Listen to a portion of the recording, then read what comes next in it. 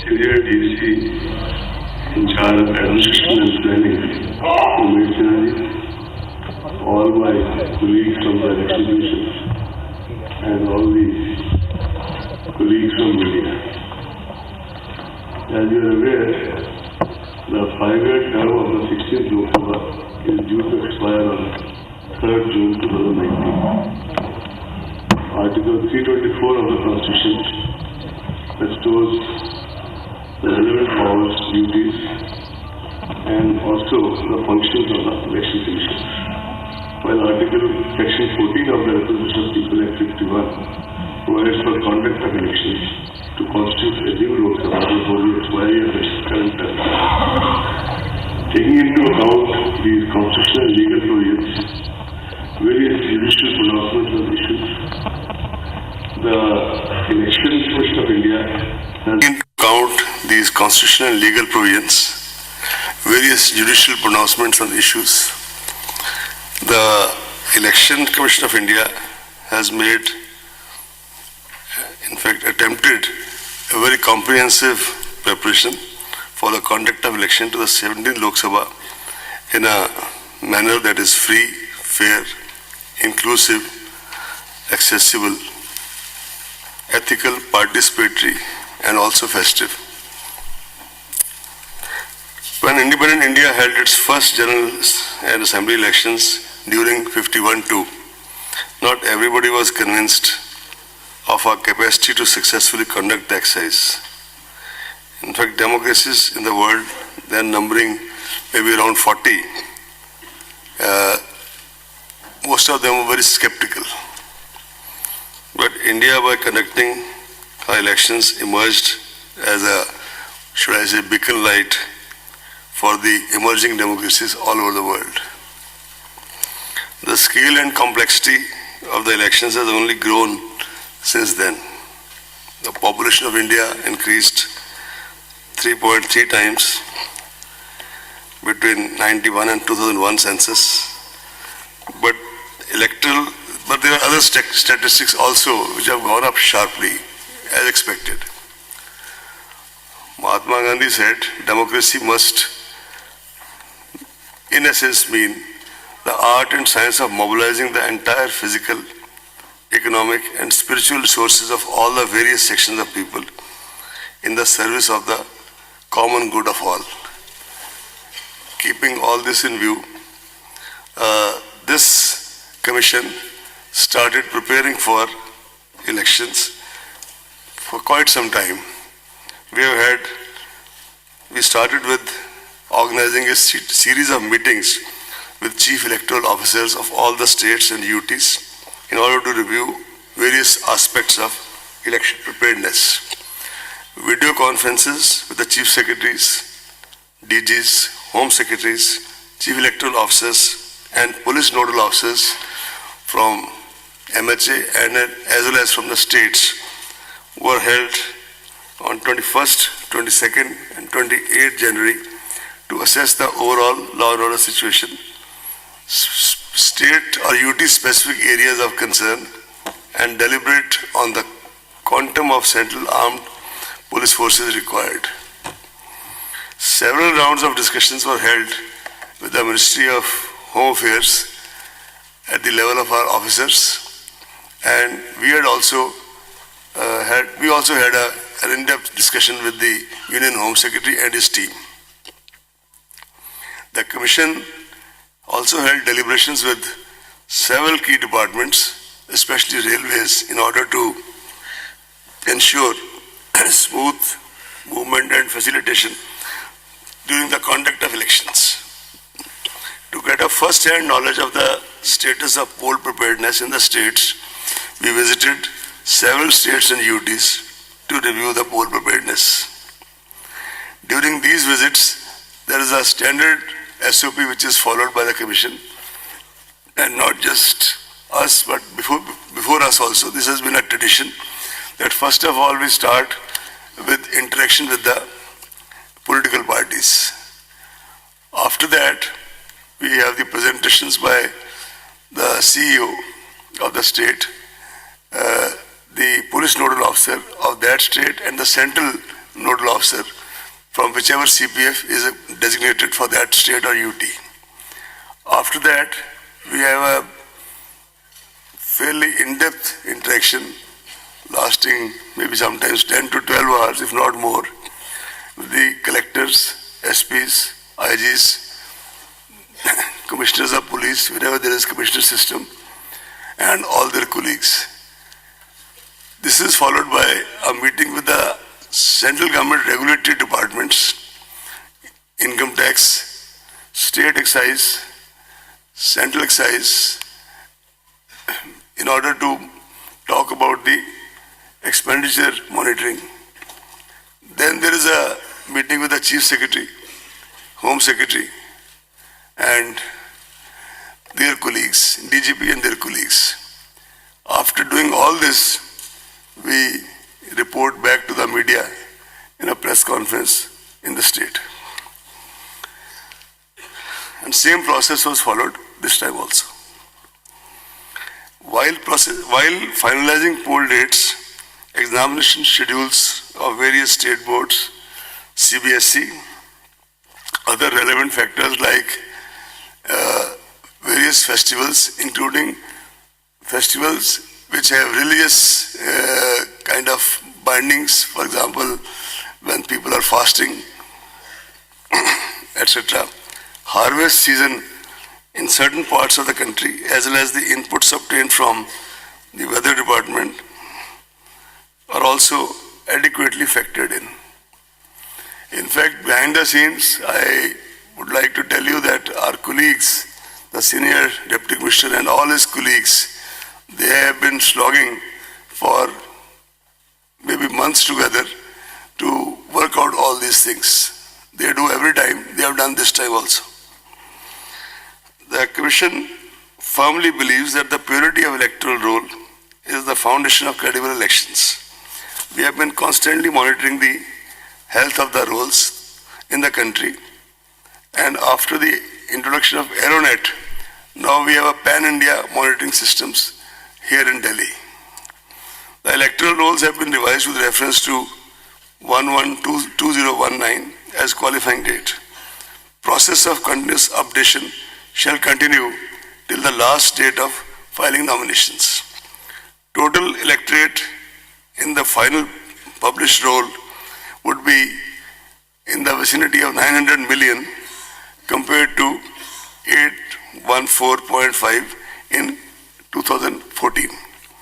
This marks an increase of 84.3 million voters since 2014.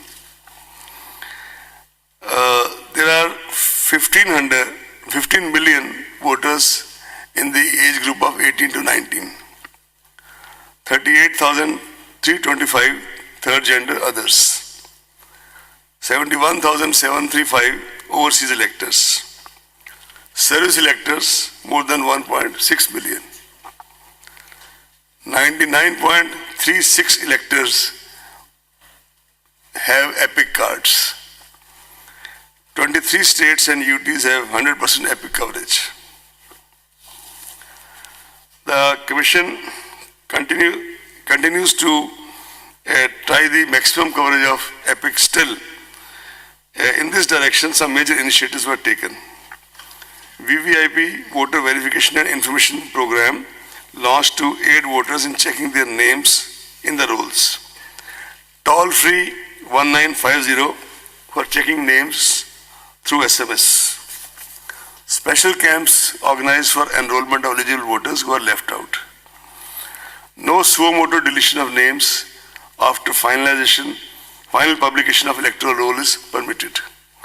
No deletion modification after 10 days of announcement of elections without prior approval of the Commission. Official voter slips, including those in Braille for voters, for persons with disability voters. This is distributed or shall be distributed at least 5 days before the poll to all enrolled voters. This process is rigorously monitored and schedule of distribution shared with the public representatives. In fact, at every stage, all these things are shared with the public representatives.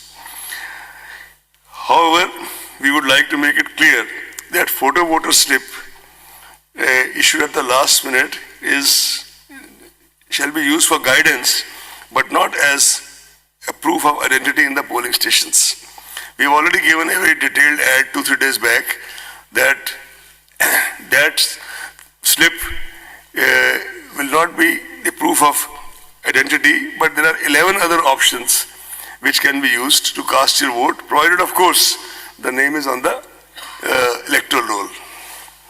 A voter's guide in vernacular English is being handed over in these elections to every household, giving all relevant information. On the ballot unit below the name of the last candidate, there will be a button for nota option for the voters who do not wish to vote for any of the candidates. And as an additional measure to eliminate confusion in the minds of our voters, where you press the button in front of that, there is a photograph of the candidate also, so that you make a more conscious choice, seeing the photograph of the candidate for whom you want to vote. Voter assistant booths will be set up at every polling station to extend facilitation to the voters. There are approximately 10 lakh polling stations this year as compared to 9 lakh in 2014, an increase of 10.1%. Why I have used the word approximately is that in some special circumstances, for example, exigencies of weather, snowfall, etc., with the permission of the Commission, a new or auxiliary polling station can be opened even at the last minute. Of course, before the elections. Assured minimum polling facilities at all polling stations like drinking water, electricity, shade, toilets, ramps, and a standard voting compartment are being provided. And these are monitored very closely by the Commission in the meeting with the collectors, video conferences, and the meeting with the Chief Secretary. Efforts are also being made to make voting comfortable, accessible, and sensitive, particularly to the needs of senior citizens, persons with disability, and ladies. VVPATs will be used with EVM at all polling stations in this election. Adequate number of both have been made available for smooth conduct of elections. The ballot units already reached the destination as per requirement, 23.3 lakhs. The control unit, 16.35 lakhs, and VVPATs, 17.4 lakhs. This also includes, by the way, reserve units, because as per the SOP, for example, if the control unit starts malfunctioning, then entire thing is changed. But if the VVPAT stops malfunctions, VVPAT is changed, something like that. And these are details. So accordingly, the requirement as well as the reserves have been worked out. The Commission has specified elaborate standard operating procedures for EVMs and VVPATs, including FLC, mock poll, two-stage randomization, mandatory VVPAT slip count in one randomly selected polling station per assembly segment. There are very stringent security and administrative protocols related to the machines, including their storage movement, usage, as well as handling reserve and VVPATs.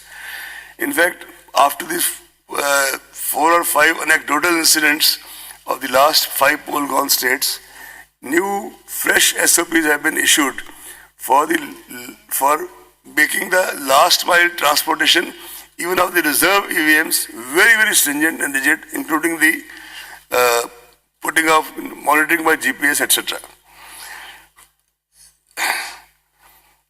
The Commission has laid a lot of emphasis on widespread demonstration and awareness activities at the assembly as well as booth level in order to familiarize as many voters as possible with EVM and VVPATs. Consequent on the schedule of announcement of general elections through the press note, the MCC for the guidance of political parties and candidates comes into effect from today itself in the entire country.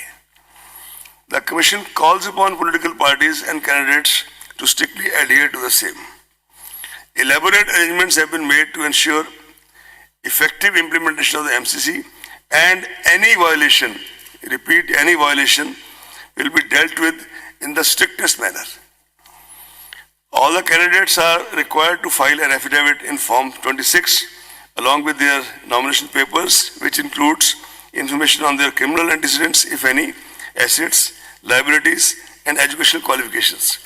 As all of you are aware, recently all the proposals of the Commission regarding the expansion of and revealing more information, including of HUF, was accepted by Ministry of Law, and accordingly the Form 26 has been already revised and circulated all over. This format was amended on 26 February 2019. Non-filling of this affidavit in the prescribed format, which also now includes giving you a PAN number, if you have, will result in rejection of nomination paper. Will result in rejection of nomination paper. Candidates with criminal antecedents would be required to furnish information in this regard in the local newspapers and TV channels on 3 occasions during campaign period. Elaborate arrangements have been made to ensure peaceful conduct of elections. In order to curb noise pollution and prevent disturbance to the people at large, usage of loudspeakers is prohibited at night between 10 p.m. to 6 a.m. No loudspeakers permitted at all during the period of 48 hours ending with the hour fixed for conclusion of poll in the polling area. Commission has also directed political parties, candidates, agents to desist from using environmentally hazardous publicity materials and promote usage of eco-friendly substances for preparation of election campaign material. This is a new effort by the Commission, but this is kind of appeal to everybody to use this. CRPF, Central Police Forces, are going to be deployed in large numbers, the numbers can't be discussed, to ensure free and fair elections well in advance for area domination, especially in areas which are very, very sensitive, route marches and patrolling to enhance confidence and reassure the voters. Targeted deployment of Central Forces in all expenditure sensitive constituencies all over the country. They will also undertake special confidence building measures through route patrolling and route marches in order to bolster especially the confidence of weaker sections of the society, weaker and more vulnerable sections of the society. Preventive measures are being taken by the district magistrates and police authorities to maintain law and order. Commission lays equal emphasis on sufficient deployment of video cameras, CCTVs and webcasting, especially at the critical and vulnerable polling booths. All critical events shall be videographed. Commission appoints sufficient number of general observers, police observers, expenditure observers, awareness observers and micro observers to closely monitor various stages of the election process. Control rooms and complaint monitoring systems are set up with 24 hours toll-free numbers. In fact, on the issue of central observers, this time Commission has taken a conscious decision that wherever required in those states or UTs which are expenditure sensitive and wherever there are major security issues, we would be sending special observers of sufficient seniority and experience and standing and stature to these places. I will not be able to name the states because that's not something which kind of in advanced level state like this, but we have all the information and we'll act accordingly. We also now have, by now, thanks to our IT and ICT wings, stringent monitoring of all critical events of the poll day using the state-of-art IT applications. This includes one of the most major, this is C-Vigil, which is an Android app which helps citizens to record any violation of model code of conduct on the mobile and promptly send to election authorities for option. By the way, this was started on a trial basis during Karnataka elections in Bangalore under the direct supervision of the Commission and extended subsequently to all these five poll-gone states. In these five poll-gone states, almost 28,000 such complaints were received. A citizen can give his or her name and number, and the authority on the other end is duty-bound, no options, to report back within 100 minutes the action being taken, proposed to be taken, etc. If a particular complainant feels vulnerable or is making a complaint about, say, large cash transaction happening somewhere and doesn't want his or her name to be revealed, in that case, the Commission will get it published in the local newspapers so that he or she becomes aware of the action taken and her privacy also protected. This is a major tool of citizen empowerment, and it is really the experience of these five poll-gone states. We are really hopeful that now when it is used pan-India, it will kind of add another dimension to the empowerment of our citizens. We also have started a PWD app for persons with disability for registration, modification, as well as to ask for doorstep facilities and wheelchair on the day of poll. We already have introduced, and we kind of monitored very closely, that all the permissions can be obtained on Suvidha candidate app, and they can also track their status. Samadhan is an integrated web portal for registering and resolving citizen information, suggestions, feedbacks and complaints. This is another way of getting the feedback. As you are aware, the Commission for many years, under one of its former CECs, had started systematic voters education and electoral participation, that called SWEEP. This program is basically for dissemination, advocacy and communication. And for this, comprehensive measures are undertaken for enhancing our contact with the voters and increasing their participation in this largest festival of democracy, Desh ka Mahatyohar.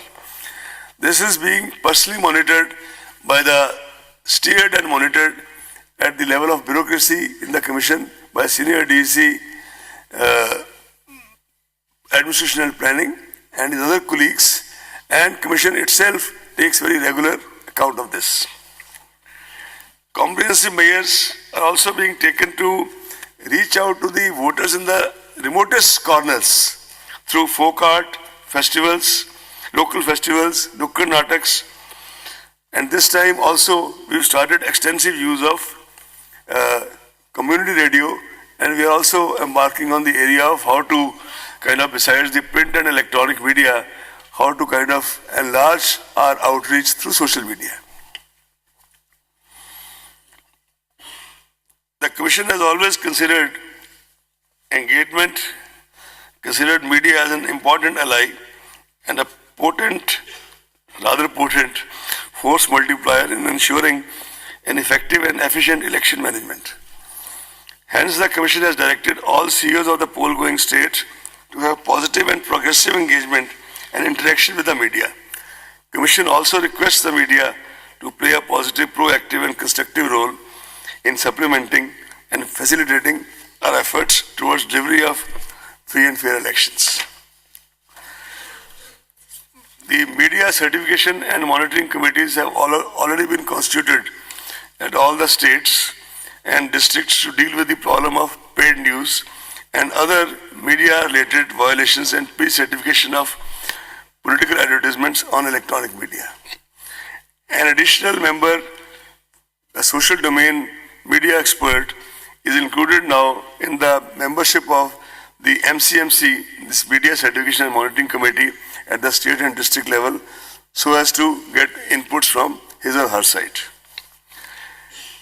Candidates are required to furnish details of their social media account. All political advertisement on social media will also require pre-certification. all expenditure on campaigning, advertisement and social media is to be included in the election expenditure account. All provisions of Model Code of Conduct shall also apply to the content being posted on social media by candidates and political parties. And based on the recommendations made by the committee appointed by the Commission regarding the further enlargement of Section 126 of RPA in sync with the new media and deliberations made with the various other stakeholders, social media platforms, the major steps are as follows. The intermediaries, viz. Facebook, Twitter, Google and YouTube have committed in writing to ensure that any political advertisement published on their platforms will be certified from MCMC. Some IT applications are also being thought of to streamline it further and make the process less cumbersome. In fact, Commission has taken a stock of the IT applications being developed by our team, and maybe we'll introduce as a pilot project in some states to start with. Google and FB have also announced verification of political advertisers and ad archives with reference to advertisement buying. Social media platforms have committed to implement pre-certification, as I said earlier. To keep a check on election violations and menace of fake news and hate speech during the election period, social media platforms have told us that they have appointed dedicated grievance officers to take necessary and prompt action against the contents published on their platforms.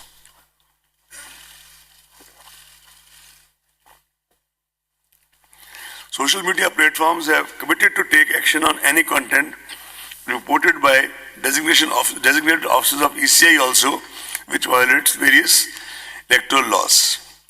Internet and Mobile Association of India, in consultation with ECI, is formulating a set of code of ethics for intermediary online platforms. This is a work in progress. Now I will start reading what you all have been waiting for.